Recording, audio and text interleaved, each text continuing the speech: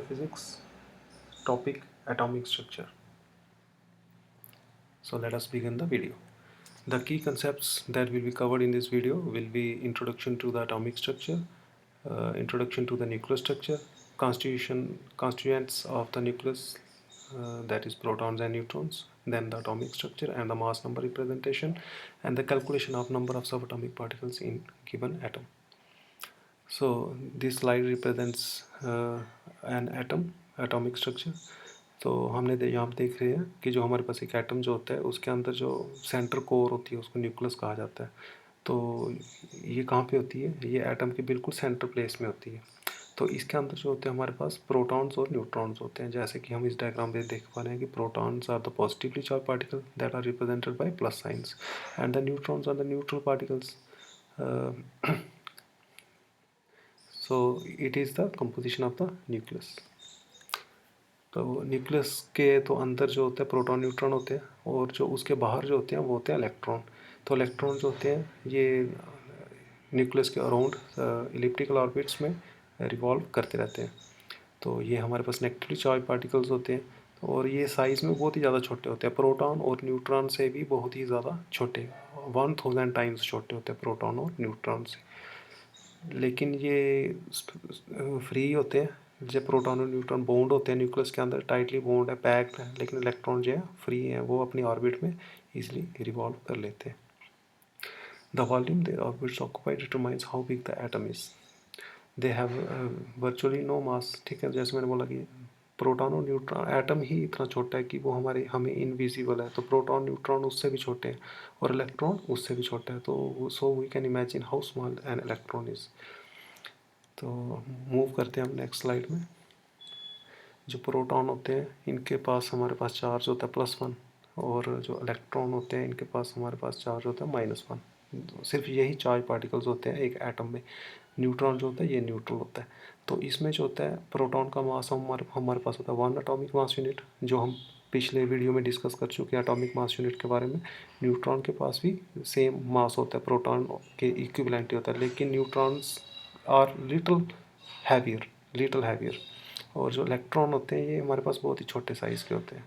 So their mass can be neglected, क्योंकि जो 99.9% जो मास है एटम का वो सिर्फ न्यूक्लियस के अंदर है, और जो 0.1% मास है वो इलेक्ट्रॉन्स कंस्टिट्यूट करते हैं.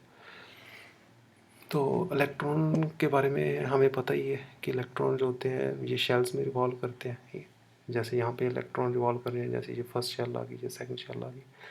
तो ये जो फर्स्ट शेल होती है ये लोएस्ट, इनको हम एनर्जी स्टेट्स भी कहते हैं, जहाँ एनर्जी लेवल्स कहते हैं, क्योंकि हर एक इलेक्ट्रॉन जब इन ऑर्बिट में रिवॉल्व करता है, चाहे फर्स्ट में चाहे सेकंड में, इनकी एनर्जी भी क्या करती है, चेंज करती है. फर्स्ट में इलेक्ट्रॉन्स की एनर्जी डिफरेंट होगी, सेकंड शेल में इलेक्ट्रॉन्स की एनर्जी डिफरेंट होगी.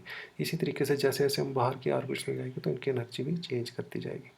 तो इसमें इलेक्ट्रॉन्स जो होते हैं सबसे पहले इनर ऑर्बिट्स को फिल करते हैं, उसके बाद आउटर ऑर्बिट्स को मूव करते हैं. जैसे हमें पता है फर्स्ट शेल में 2 इलेक्ट्रॉन्स होते हैं, सेकंड शेल में इलेक्ट्रॉन होते हैं 8, और थर्ड शेल में, सॉरी यहाँ पे मिस्टेक है, 18 हो गए. 2n², हमारे पास फार्मूला होता है 2n². तो n1 होगा फर्स्ट ऑर्बिट में, तो 1 का स्क्वायर 1, 2 1 जा 2. तो सेकंड ऑर्बिट में 2 का स्क्वायर 4, 4 2 जा 8. तो थर्ड ऑर्बिट में 3 का स्क्वायर 9, 9 2 जा 18. तो ये हमारे पास इलेक्ट्रॉन्स को अरेंज करने का एक प्रोसीजर होता है. अगर हम इनको कंपेयर करें इलेक्ट्रॉन, प्रोटॉन, न्यूट्रॉन को, इलेक्ट्रॉन को हम E नेगेटिव से डिनोट करते हैं, प्रोटॉन को हम E+ से भी डिनोट करते हैं. E के ऊपर प्लस का साइन बनाएंगे, या फिर हम P+ लिखेंगे, या न्यूट्रॉन को N. ये नेगेटिवली होते हैं इलेक्ट्रॉन, प्रोटॉन पॉजिटिव होते हैं, न्यूट्रॉन न्यूट्रल होते हैं. और अगर हम इनके मास की बात करें तो अगर हम इनको देखें प्रोटॉन और न्यूट्रॉन का, यहाँ पे हमने सिर्फ 2 ही फिगर्स लिए हैं, 1.67, 1.67. लेकिन जो अगर हम थर्ड प्लेस पे देखेंगे, थर्ड डिजिट पे, तो न्यूट्रॉन का हम देखेंगे कि ये number it is more than the proton. So neutron are more heavier than proton, but almost equivalent. और इलेक्ट्रॉन का जो मास है ये बहुत ही कम होता है, -28 यहाँ पे पावर में लिखा है, तो ये उससे छोटा है. और इनके चार्ज जो है, इलेक्ट्रॉन का चार्ज 1.6 इंटू 10⁻⁻19. प्रोटॉन का भी इतना ही, 1.6 इंटू 10⁻⁻19. मतलब they have the equal charges but opposite signs, लेकिन मास इनके डिफरेंट है. और न्यूट्रॉन के पास हमारे पास कोई भी चार्ज नहीं होता है। तो ये था हमारे पास एटम के बारे में कि एटम जो होता है उसके कॉन्स्टिट्यूएंट पार्टिकल्स क्या होते हैं, प्रोटॉन, न्यूट्रॉन और इलेक्ट्रॉन। और फिर हमने डिस्कस किया इलेक्ट्रॉन के बारे में, इलेक्ट्रॉन कहाँ पे होते हैं, प्रोटॉन कहाँ होते हैं, न्यूट्रॉन कहाँ होते हैं। उसके बाद हमने कंपेयर किया उनके चार्ज को और उसके बाद हमने कंपेयर किया उनके मास को। तो इसके बाद अब हमारे पास आता है रिप्रेजेंटेशन ऑफ एन एटम। तो एटम को रिप्रेजेंट करते हैं हम यहाँ पे, जैसे हम देख रहे हैं। तो ये हमारे पास क्या होता है, एक सिंबल होता है, इसको हम लिखते हैं, इसको हम बोलते हैं Z, इसको बोलते हैं X और इसको बोलते हैं A। A जो होता है ये होता है मास नंबर, X जो होता है सिंबल होता है और Z होता है एटॉमिक नंबर। एटॉमिक नंबर जो होता है ये हमें बताता है कि कितने ज़्यादा प्रोटॉन है एक एटम के अंदर, ठीक है। ये Z होता है, ये बताता है, जैसे यहाँ पे एग्जांपल ये सोडियम की, तो यहाँ पे कितने प्रोटॉन है 11। और ये हो गया मास नंबर 23 कि इसका टोटल मास कितना है, क्योंकि मैंने बोला कि प्रोटॉन और न्यूट्रॉन ही 99.9% मास अचीव करते हैं इसका एटम का। तो ये दोनों प्रोटॉन और न्यूट्रॉन का ही नंबर मिला के कितना बनता है 23। अगर हमने न्यूट्रॉन नंबर निकाला तो 23 में से 11 माइनस करेंगे तो हमारे पास न्यूट्रॉन नंबर आ जाएगा। तो बाकी ये हमारी स्लाइड रही, इसके अंदर सारी डिटेल्स इसकी लिखी हुई है। तो ये भी स्लाइड सेम वैसी ही है, इसमें हम बताते हैं कि प्रोटॉन और न्यूट्रॉन नंबर जो होता है कंजर्व्ड रहता है ड्यूरिंग एनी न्यूक्लियर रिएक्शन। जैसे आप देख रहे हैं 92 था, यहाँ पे प्रोटॉन नंबर यहाँ पे ब्रेक हुआ ये, तो यहाँ पे 90 और 92। अगर अपर वाली साइड देखें 238 है, तो ये 234 + 4 238, ठीक है। तो ये कंजर्व होता है। तो प्रोटॉन नंबर को हम Z से डिनोट करते हैं, मास नंबर को हम A से डिनोट करते हैं। तो ये था हमारे पास इस स्लाइड की डिस्क्रिप्शन। अगर हम अब हमारे पास नेक्स्ट स्टेप आता है calculation of electron, proton and neutron in a given sample of atom. तो हमारे पास यहाँ पे एग्जांपल लेते हैं, जैसे ये आ गया एटम, ये आ गया आयन। एटम क्या है, जब वो अपनी स्टेबल स्टेट में, तो 11 सोडियम 23 ये स्टेबल स्टेट में। अगर आयन की फॉर्म में देखें तो उसके ऊपर सिंबल आ जाएगा कुछ भी, पॉजिटिव और नेगेटिव।